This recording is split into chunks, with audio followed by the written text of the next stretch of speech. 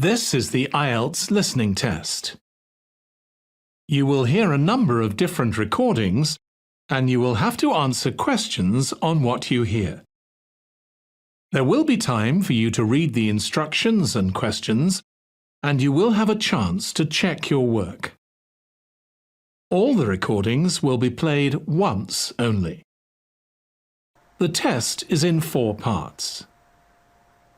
At the end of the test, you will be given 10 minutes to transfer your answers to the answer sheet. Now turn to Part 1.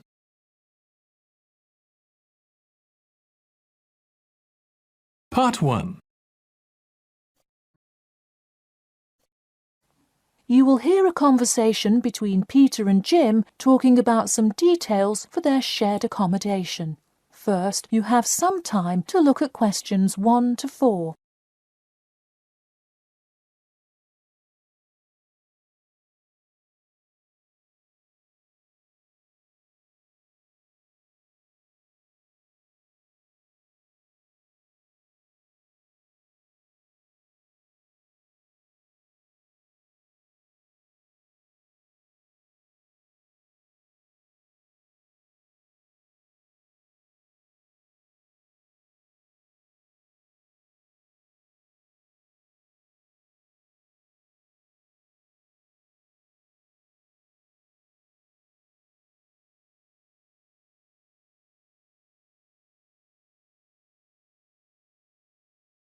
Now we shall begin. You should answer the questions as you listen, because you will not hear the recording a second time. Listen carefully and answer questions 1 to 4. Hey Jim, it's Peter. Oh hey Peter, what's up? I thought I'd call so we could hammer out the details for next year's lease. That's a good idea. Did we ever decide on how to split the total rent? Well, I was thinking, since my room is bigger, I probably should pay a little more. So I could pay £110 and you could pay £80. Does that sound okay? Considering that my old apartment cost me £100 for a smaller room, I'm definitely all right with that.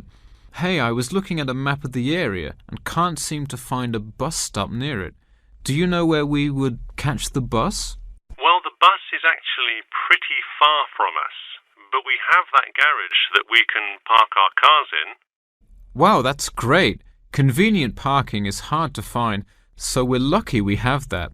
Okay, so we have a whole lot of things we'll need to buy when we move in. How do you want to split that up? I was wondering, do you still work at the supermarket? Yep, every Tuesday and Saturday. Would you be able to buy things from there if I sent you a shopping list? Sure, I can do that. Great. Then I can take care of whatever else we need that you wouldn't get at a supermarket. If you want, I'll pick you up from work that day and we can go to the apartment together. Oh, that would be great, thanks. No problem. That way we can split the cost of petrol. Works for me. It's so expensive these days, isn't it? It's downright obscene. Before you hear the rest of the conversation, you have some time to look at questions 5 to 10.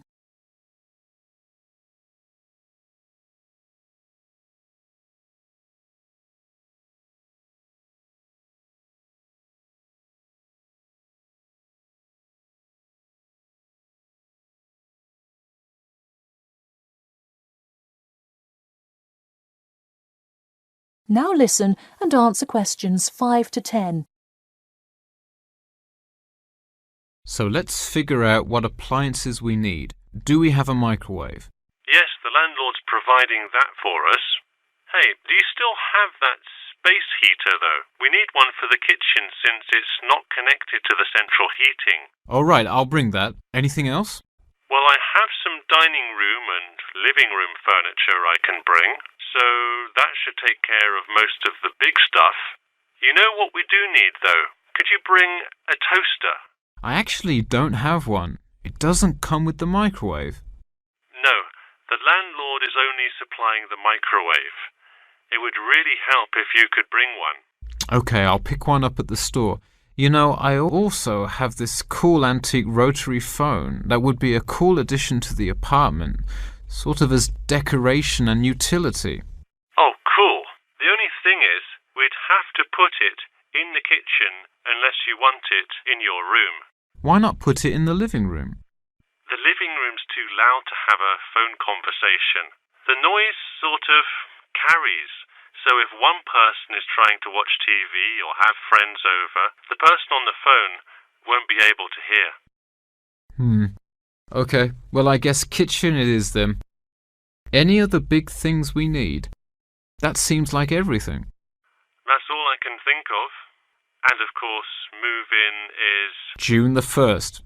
I can't wait. We'll be able to watch the big game in our new apartment. It's going to be awesome. Yeah, we can move in the morning, and then Friday night we can sit back and cheer on Liverpool. I have an exam in the morning, but we'll be done around 11 a.m. and can move in after. Wait, Liverpool? You're joking, right? I thought you were a Manchester United fan. Man U? No way. Liverpool all the way. Oh no, I don't know if I can live with a Liverpool fan. That is the end of part 1.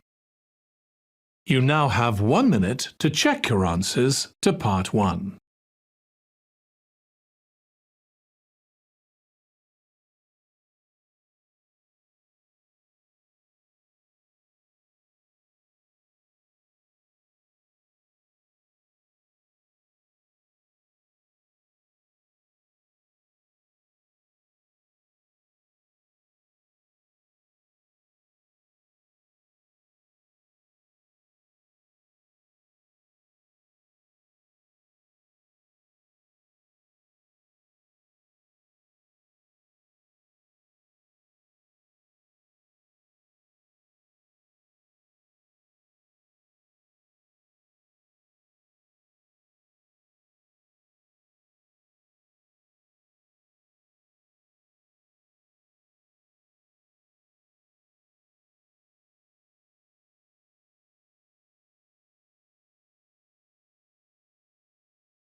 Part 2. You'll hear an HR representative of Earn and Learn giving some information about her company. First, you have some time to look at questions 11 to 16.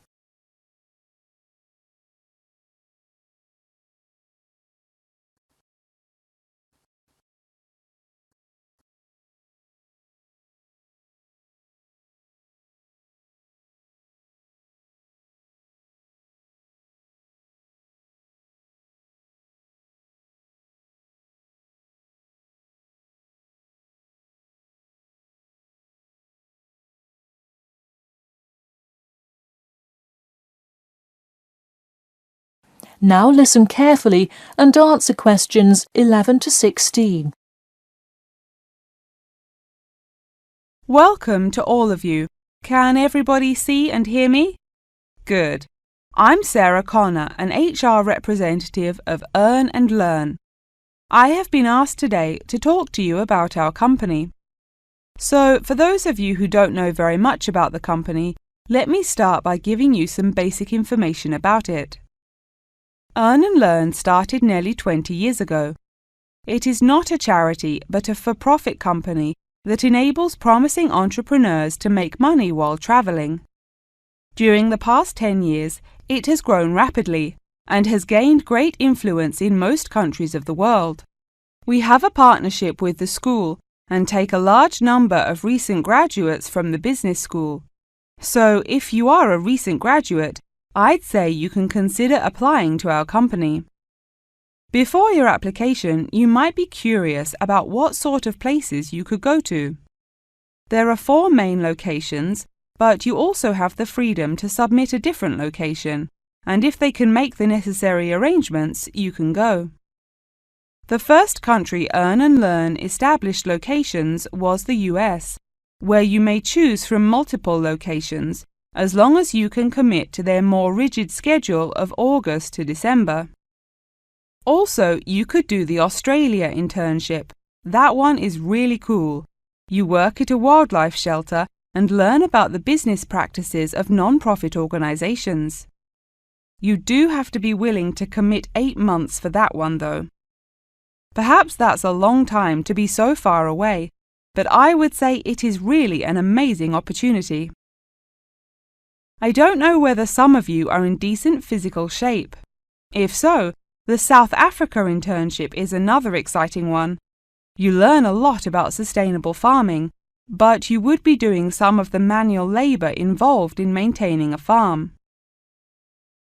Indeed, it's hard work, but I think you would definitely be able to do it. It may be wise to wait until after their summer is over, so it's not so terribly hot. In addition, there is a most recently established location in India.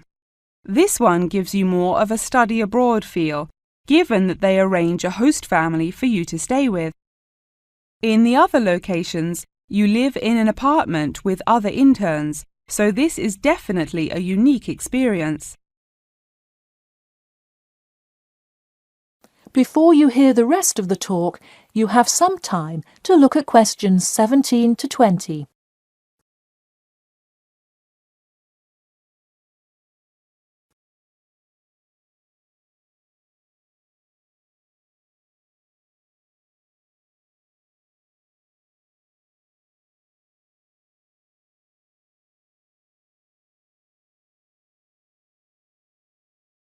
Now listen and answer questions 17 to 20. Regardless of where you go, at the end of the program you get a global travelling certificate, as long as you can explain your experience. You can provide a written log of what you did.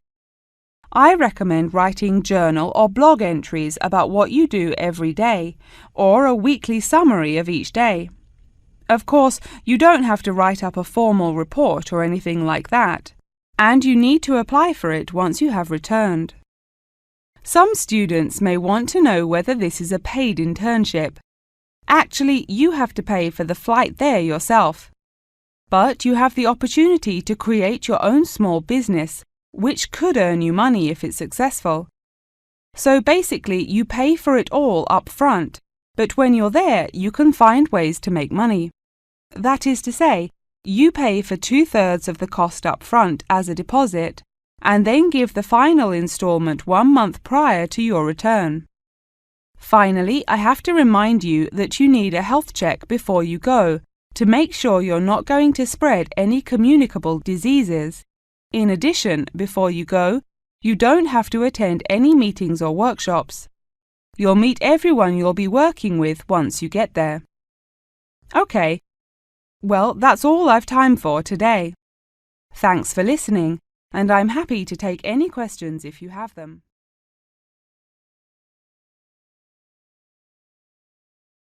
That is the end of part 2. You now have 30 seconds to check your answers to part 2.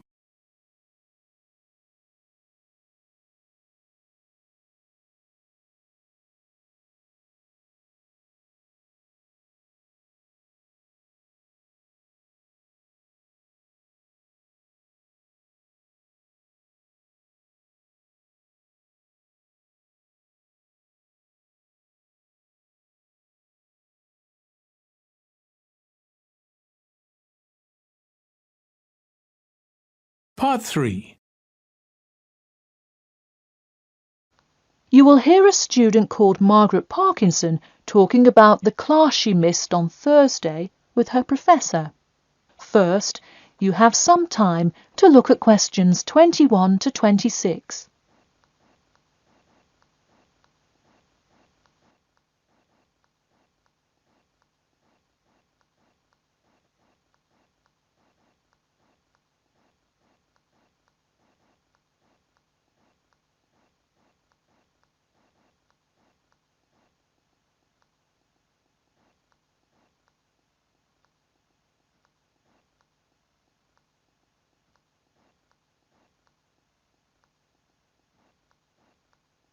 Now, listen carefully and answer questions 21 to 26. Hi, Professor Timmons. Do you have a few minutes? I was hoping to talk about what I missed on Thursday. Hello, come in. Sure, sit down. Could you tell me your name, please? Margaret, sir. Margaret Parkinson. I apologise for missing your class, but I had to go to the hospital. I'm sorry to hear that. Everything is okay now, though, I hope. Yes, thanks. Glad to hear it. So on Thursday, I outlined the research project that will account for 30% of your grade. All students will be divided into groups and will give a well-researched presentation to the class covering a specific topic relevant to student life. Oh, that sounds interesting. Can we choose just any topic that pertains to life as a student, like how to start your own student organisation? Well, though I'm sure that would be an informative presentation, I've already chosen a list of topics which I will assign. As an example, I assigned one group the topic of student loans. They're to research not just the prevalence of students who have loans to pay for their tuition, but information as to how best to manage these loans and possible scholarships that could alleviate some of the financial burden. That one sounds particularly interesting to me. Could I request that topic? I could easily find out a lot about it by stopping by the finance office on my way to class. Unfortunately, that one's already taken by another group. I have, however, assigned you to a group and given you all one of two choices. Oh, I see. What are the choices? The first is discussing smoking. Trends in the number of student smokers compared with the general population, popular reasons students take up smoking, and more healthy alternatives to smoking. That one could be interesting. I'm not a smoker myself, but we'll see what my group thinks. If we did choose this topic, we would rather not put our fellow students on the spot to interview them. Where else could we gather information? How about where the cigarettes are sold? Oh, that's a great idea. I could interview the manager of a supermarket and find out the average age of people buying cigarettes, or how much they buy, that sort of thing. Precisely. Okay, I'll keep that in mind. And what was the other topic? The other topic is the practice of natural medicine. It sounds far more specific than the others, but it is more of an exercise of outlining a career path. If your group chooses this, you would cover the specifics of becoming a doctor of natural medicine, how to become licensed to practice natural medicine, what the career outlook is, etc. You could find much of the information you need on this in the careers office. Wow, that would be really helpful, not just in learning about natural medicine, but in how to approach researching any career path. That's the idea. I want groups to really think outside the box to find information on their topics. They should interview multiple sources. Okay, now I think I have the general idea. Before you hear the rest of the talk, you have some time to look at questions 27 to 30.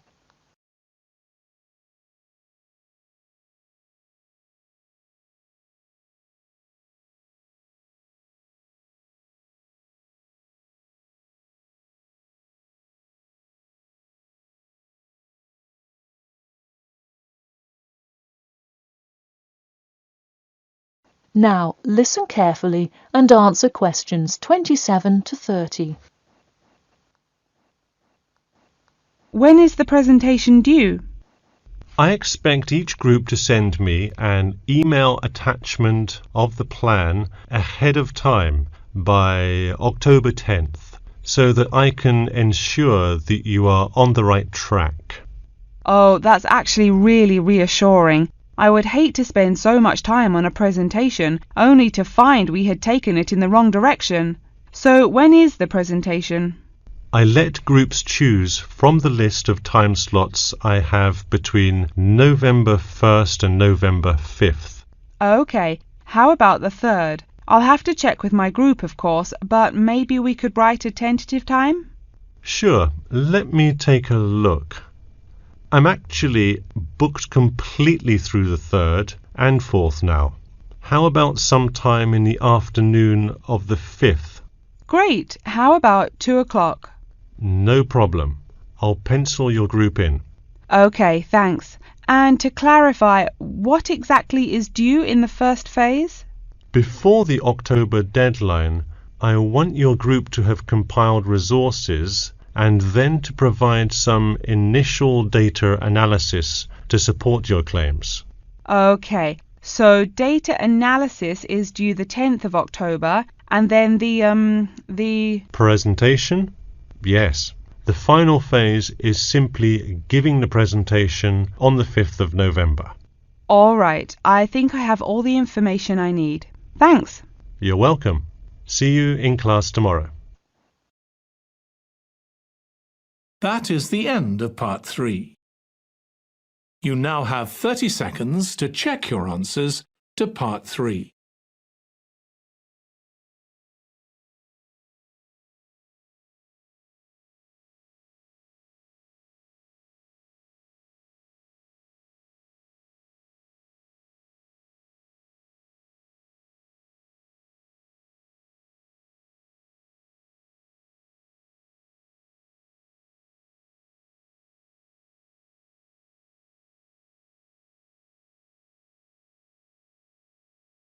Part 4. You will hear an introduction about an eco-friendly building called the Gherkin. First, you have some time to look at questions 31 to 40.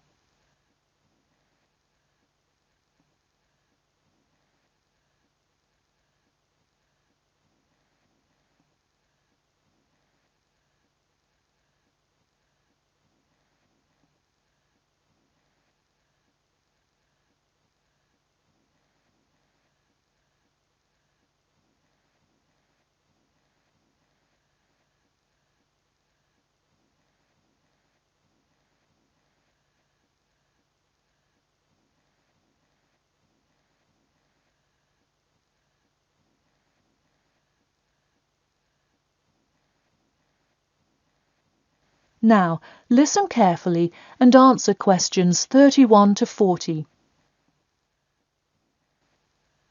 Today, I'd like to tell you about how UK architects are playing their part to address the issue of global warming.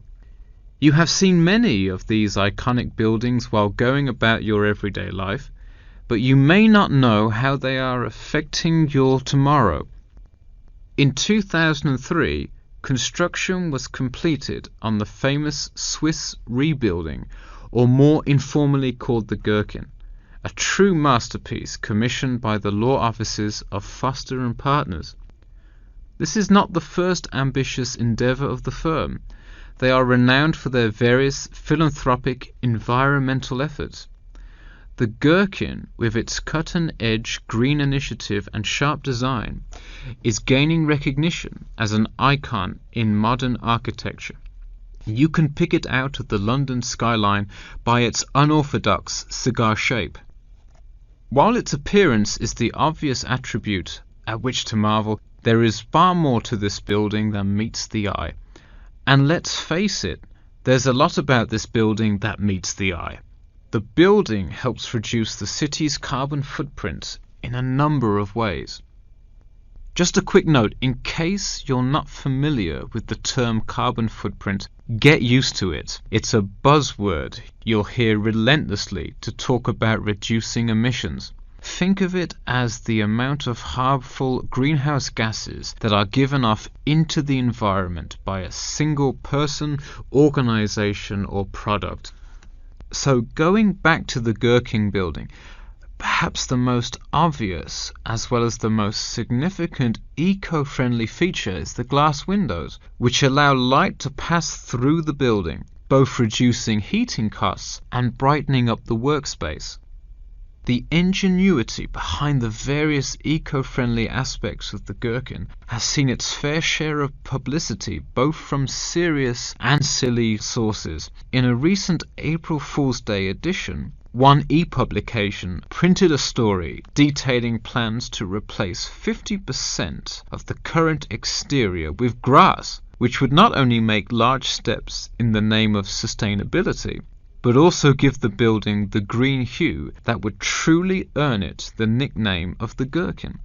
The only drawback is, as you may have guessed, that this story was an April Fool's Day joke and completely made up.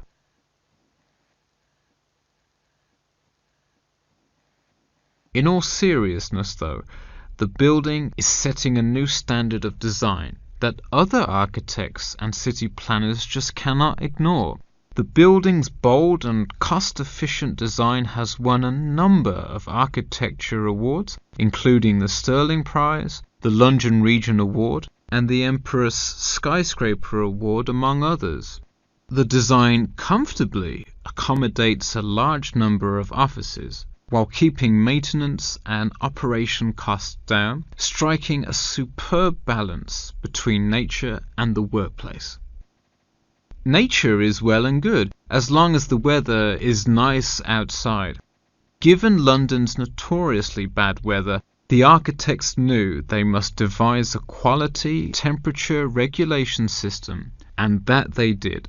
A special system designed to reduce the building's reliance on air conditioning was devised that cuts consumption in half compared to standard office buildings. There are atria that link each floor vertically to one another, forming spiraling spaces up the entire building.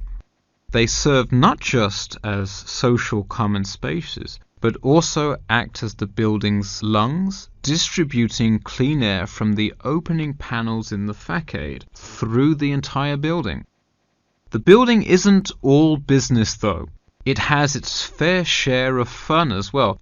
At the very top, a club room offers a picturesque entertainment spot for company functions, private parties, etc., with a breathtaking panoramic view of the city. The creation of such an innovative structure has many wondering what the future of urban planning and architecture may be. Well, if the other projects currently commissioned by Foster & Partners are any indication, the entire city constructed with similarly eco-friendly buildings is not far in the distance. The Masdar City development aims to create a desert city that produces zero waste and removes as much carbon dioxide from the atmosphere as it puts in, a huge feat in protecting our Earth. The Gherkin is a truly impressive feat, yet it is not the only one worth noting. Now to move on to another green initiative, I'll tell you about the Eden Foundation building found in Cornwall.